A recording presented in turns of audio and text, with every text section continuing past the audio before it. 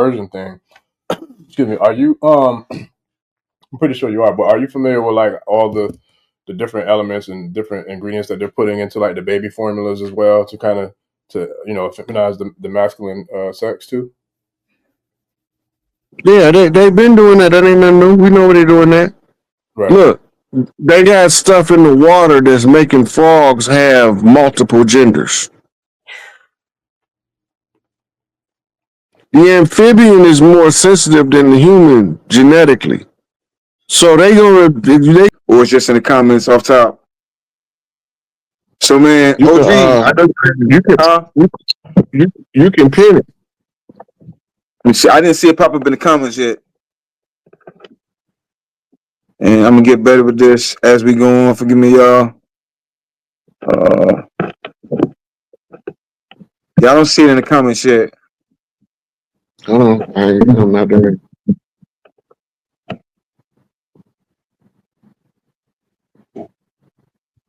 Most definitely got to get better with this. First time on live on YouTube. Huh? It's the post. The comment failed to post. Okay, well, don't worry about it. I'll get it up there. I'm gonna text it to you.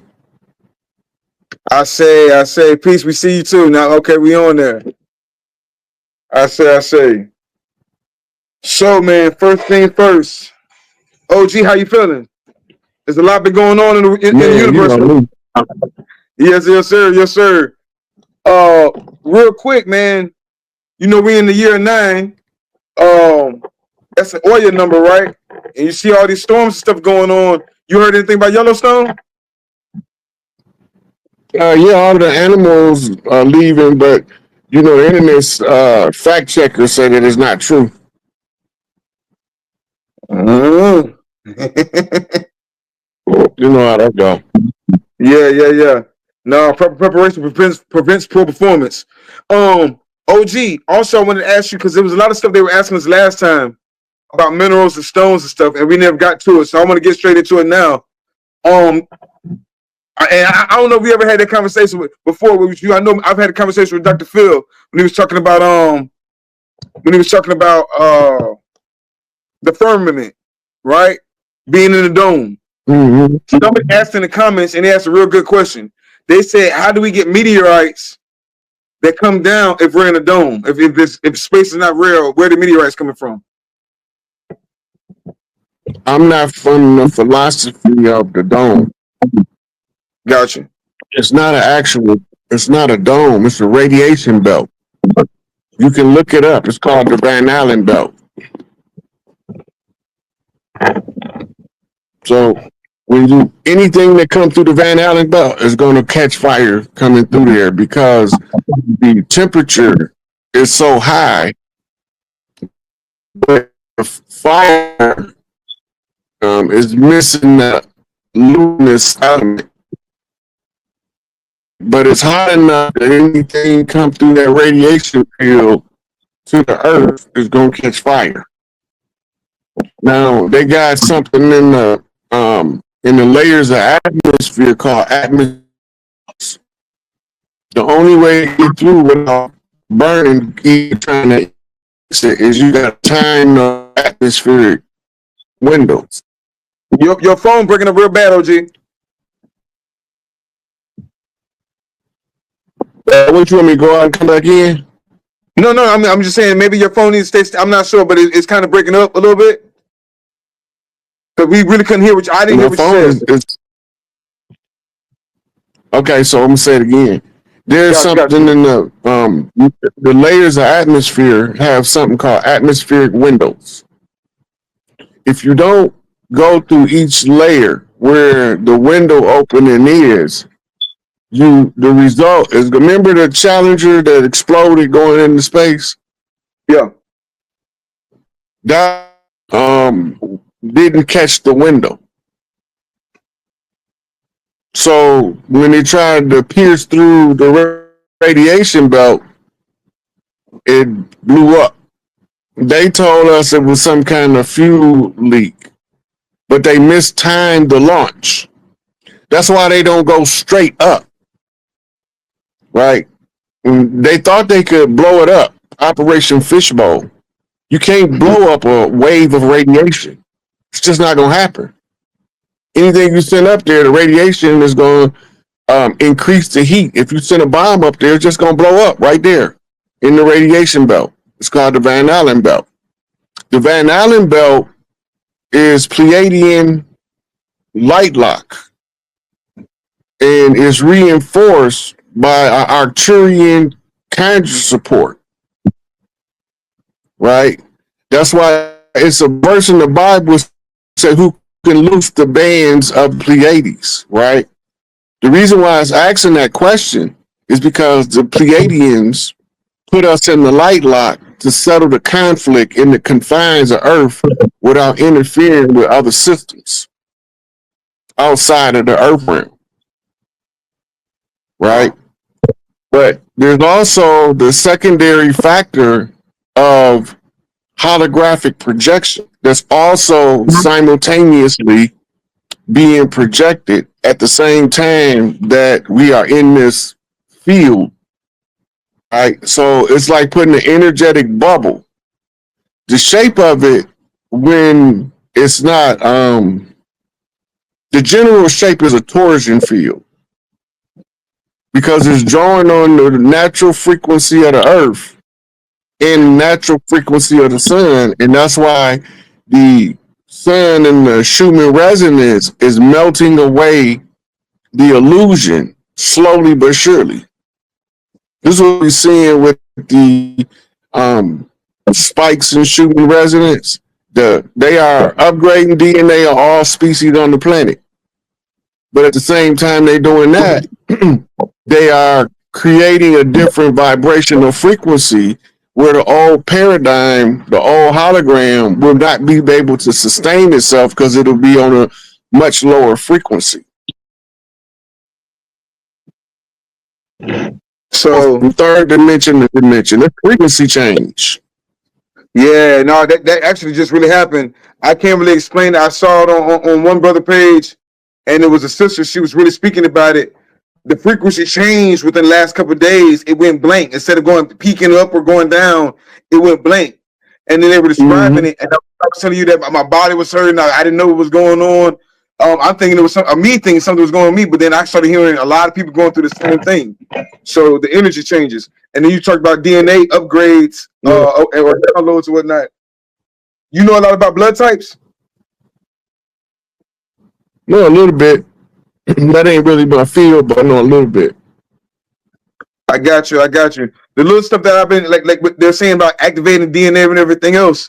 I was doing the research on the RH negatives. And some of the stuff that they're putting out there really don't make sense, but you know they kind of put a lot of false information out there too. But I don't know, man. A lot of the stuff that's going on right now is saying it's to activate the RH negatives. No, that's the original. The O negative is the original blood type. So why do they say universal?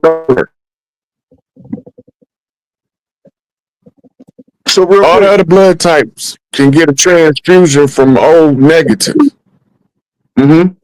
All of the positive, RH positive, can get blood donations from O positive, but they can't give it to the negative blood types.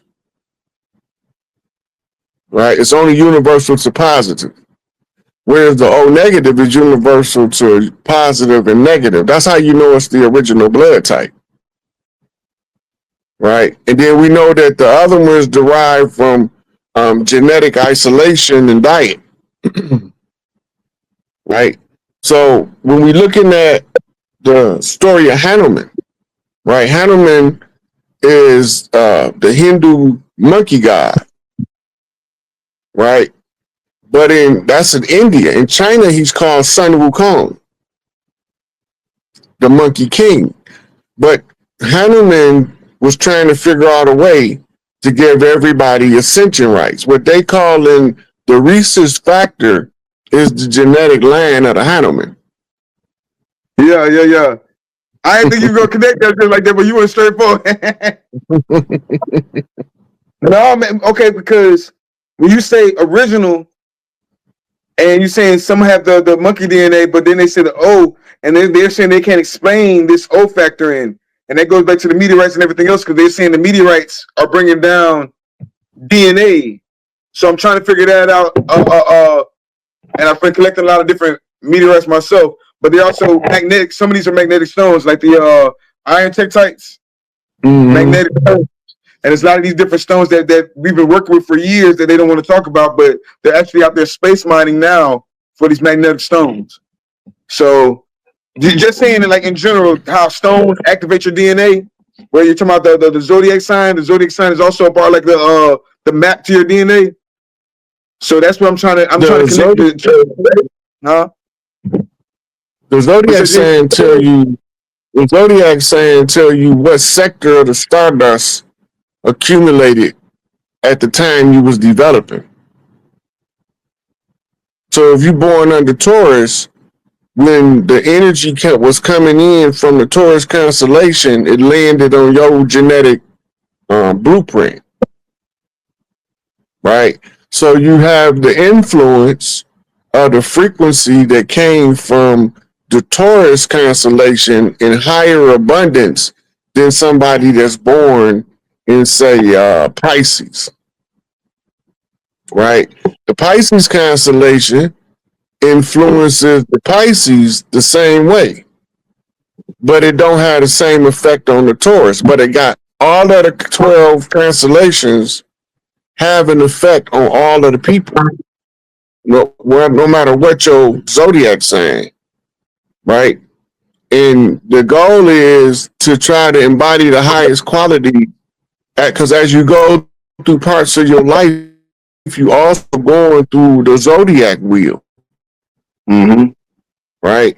So you might be so dominant. You also will have, you also have the recessive of the other 11 zodiac signs, and you have to master the negative qualities that's coming in from that frequency in order to master the zodiac wheel. This is how you get to your fool's journey, to your hero's journey, or Osirian resurrection, right? The goal is for the divine masculine to vibrate masculine energy at the same frequency, different polarity of the divine feminine. So the original zodiac wheel, it had Ta'art or Tawaret as the centerpiece. She was sitting on the throne of heaven. The first god, the oldest relic of a deity known to man, is Tawaret or Ta'art, right? The hippopotamus goddess. They use the symbol of the hippopotamus because it tells you the protective nature of the mother, right? But it used the mammary glands of the woman, right? And she used the back of the crocodile. The crocodile spine indicates the upright because it don't bend. Like you ain't never seen a crocodile stand on two legs, bend over and pick nothing up. His back is straight, no matter whether he's crawling on his belly or he's standing on two legs, his back is always straight. That's the symbolism attached to Ta'art having the crocodile back going to the tail. And then the tail becomes the prop, right? And then she had the lower extremities of a cow, right? So now that's in Kemet, you going from the hippopotamus goddess to Sobek priest to Hathor with the legs, but sometimes she's depicted as having owl's feet, right? So now it's telling you she's aerial, she can fly, she can swim, she can traverse the land and walk. She becomes in the same vein. The goal in masonry is to teach the man to be upright, right? To taking from horizontal to perpendicular, from laying down to standing up. Don't stop at 32 degrees because you're still bending over. And if you're bending over, it's a good chance you're going to be kissing some ass. Right? So you got to stand up straight. So if you stand up straight, standing on 0, your head touch 180. Your feet is on 0. Your head is standing up straight. Your head is on 180. That's a half a circle. Right? So if the physical and the spiritual is in alignment, you got 2 halves of the circle, a 360. Right? And if you can see on the earth what you see in the stars, now you have the 7 above, so below. But the reflection of the universe is inside you, so it's as within, so without. As without, so within. So we talking about learning how to return to your state of divinity, right? That go back to the Hanuman story. Because all of the guys couldn't stay in Hanuman. But he always completed every task they gave him. Right? So when he went to China and became the general, he became the Monkey King, Sun Wukong, the only undefeated general. And he was fighting who? The gods. And they was using what? Conjure magic, hypnosis, poison, right? But he had a superpower. He had a staff that was so heavy when he wielded it, it shakes the foundation of the earth, right? But it can also be shrunk down to the size of a pencil for him to put it behind his ear. That means he's a student, right? Pencil behind the ear. He's a student and he's a warrior, right? Because he's lashing with the staff, right? When you go to Psalms 23, it say, thy rod and thy staff shall comfort thee. Yeah, I see. Ain't a rod and the staff the same thing? So why do they make the distinction in the two? Metaphor. It's a metaphor. The metaphor is I ride chief and staff. Damn. Send me Chief, information. Chief, my bad. Run that. As soon as you started giving that code away, you started glitching. Can you say it again? Yeah. So the rod, me, Chief Pontiac, and his staff, the collection of chiefs that told me it's your turn to work on the problem. Right? So that's my staff. They all gave me a piece to the puzzle. And the more chiefs I can recognize, the more pieces to the puzzle I can collect.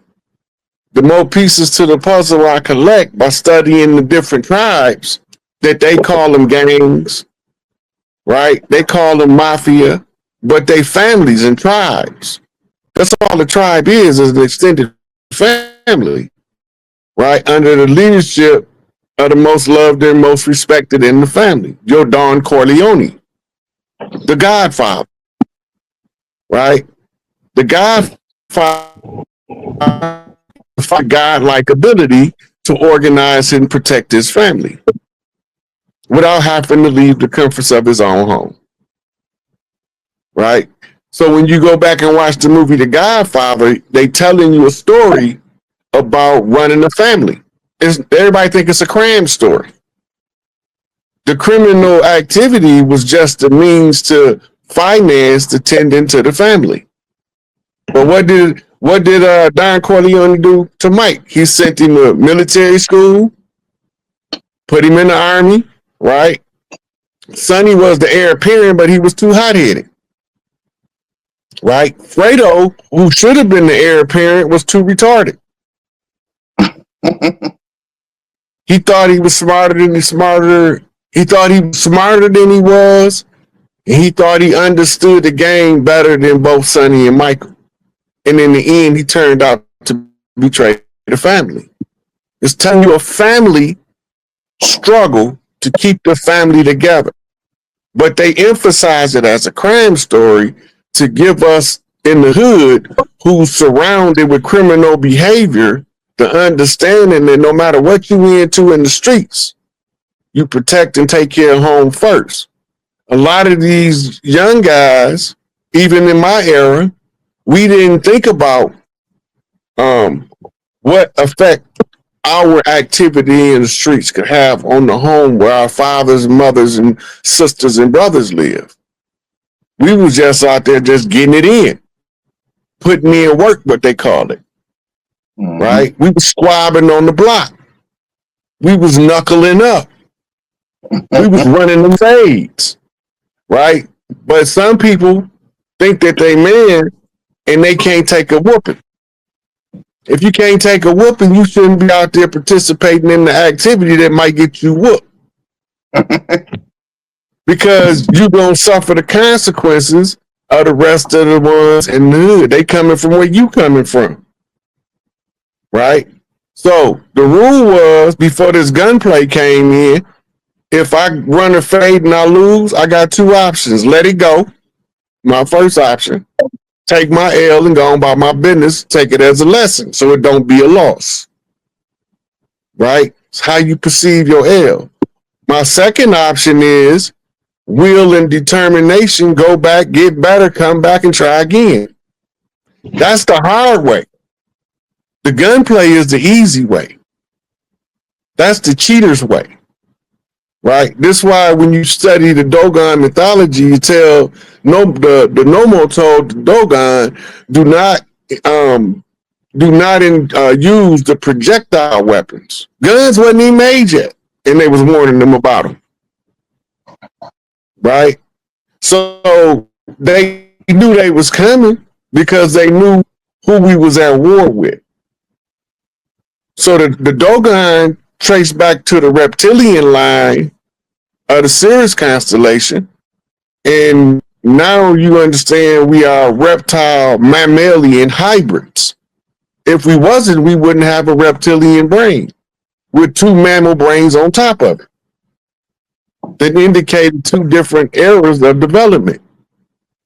We went from Homo sapien, the old mammal brain, to Homo sapiens sapien, the new mammal brain. Right? And then they mix up ancient bloodlines that no longer exist with the modern and reigning bloodlines. Ain't no Neanderthals. They keep about Neanderthal. If you look back, they want the Neanderthal to be the pale-faced European. Neanderthals weren't pale-faced, first off. Right? Because the dominant trait of the era that the Neanderthal was here was the melanated chocolate brown skin. Right? And the ones who's classified as the gods had magnesium-based blood, and that gave them the shades of blue and green, just like plants, because their blood was more like chlorophyll.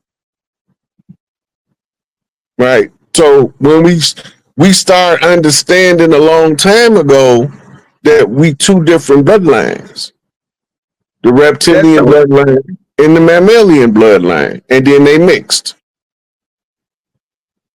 Well, that goes back to, because like I say, I think the statistics, a lot of this stuff they be lying about, we already know that. They were saying that most O negatives come from Europe or European, or RH negatives come from European ancestry, right? And I think that's weird because every time you see people talk about what their blood type is in the comments, they usually say, especially people that are melanated people, they always say, O negative or something like that. You see what I'm saying? So I'm like, somebody lying for them to say it's so rare, but so those black people. Huh? Okay, now you got to look at our fields of study. All fields of study that we have before us is called Eurocentric studies. What do that mean? That means that the center of the perception comes from Europe. That means that when they tell the story, they're going to tell it from the viewpoint of somebody from Europe asserting dominance over other people.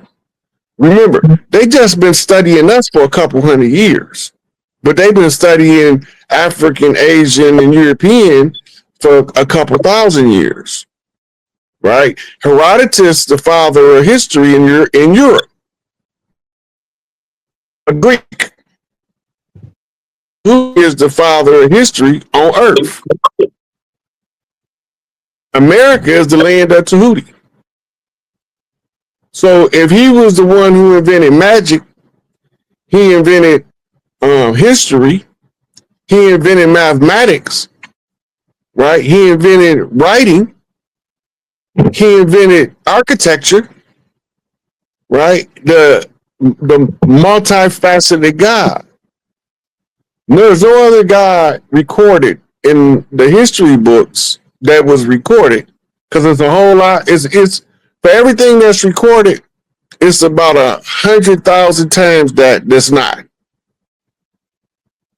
Everything you went through yesterday, that shit ain't recorded. Right. Then one day you're gonna be a prominent figure, and your whole life not recorded. Only your key aspects. People don't pay that no attention, because when they get a biography, even an autobiography, it don't tell you the entirety of every day of a person's life. It only tells you the cliff notes, the highlights, what we call the compelling story. But what about the boring story? Right? The walking to the store. Shadow work. I'm not. Don't nobody tell. That's not a highlight of anybody's story. That hey, we get up and we go to the store. We buy potato chips, Faygo, Pepsi, or whatever. And that's not in people's biography in that fashion. As if that's a day by day. Even when you journal in your life, and you journal day by day, you only journal the things that are important to you as an individual, that you want to look back on in the future to see what you came through, right? That's the shadow work. That's the purpose of journaling. It's supposed to assist you in seeing where your errors at so you can correct them. But people don't know how to correctly journal, so they just write gossip in there. When you read some of these diaries and journals that these people keep, it be stuff like, Pat, get on my nerves. I can't stand that wench. And we're like, this is what they journaling. But they're not journaling that how I perceive Pat. Why do I perceive her in the manner that make me not appreciate her? I can't stand her. What emotion is that? What did she do? And is that emotion in context?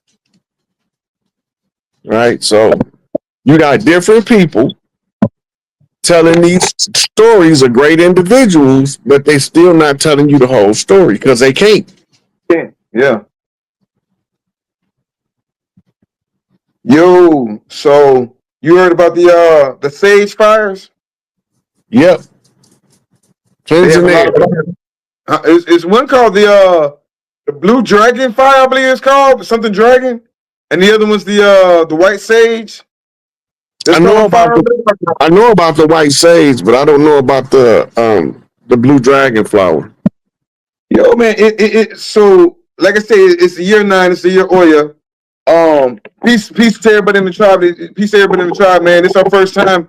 They're saying that we should have promoted a little bit better. This is our first time, man. Y'all gonna have to forgive me. But in all these prophecies and everything that's going on, like what's going on in Yellowstone, meteorites landing because they sure didn't crash. And like I'm saying about Oya being over all the weather and stuff of this nature, right? Like, Oya do in certain kind of sacrifices, right? Those kids that came up missing were rich kids. That's the sundown time they hit. In that flood. Yeah. Those were all rich kids.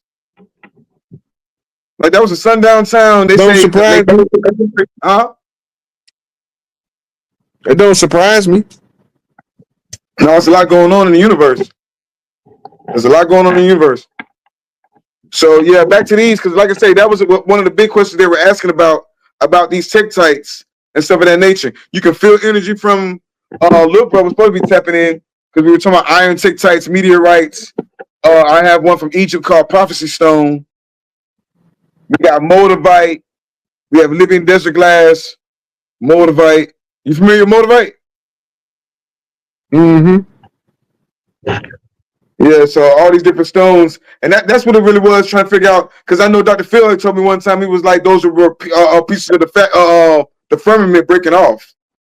But I kind of think I agree with your whole terminology to it, because, like you said, it's coming through.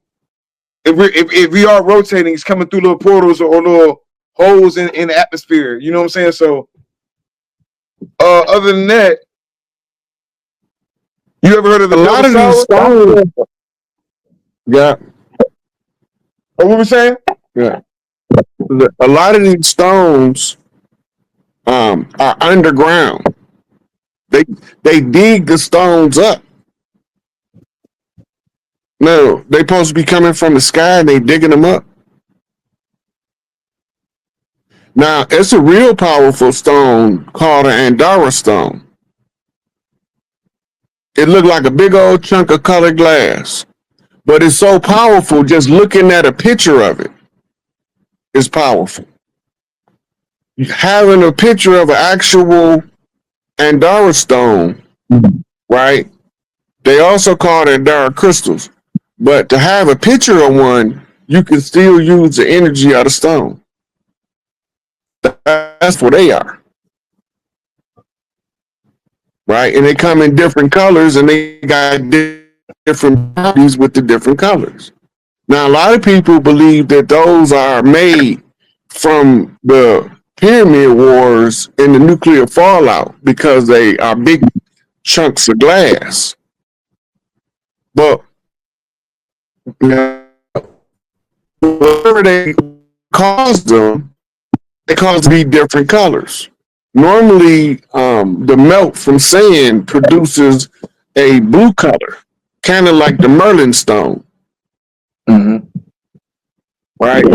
So all of these stones, the ones that they digging up out the ground, is part of what the earth is. And the earth has a lot of different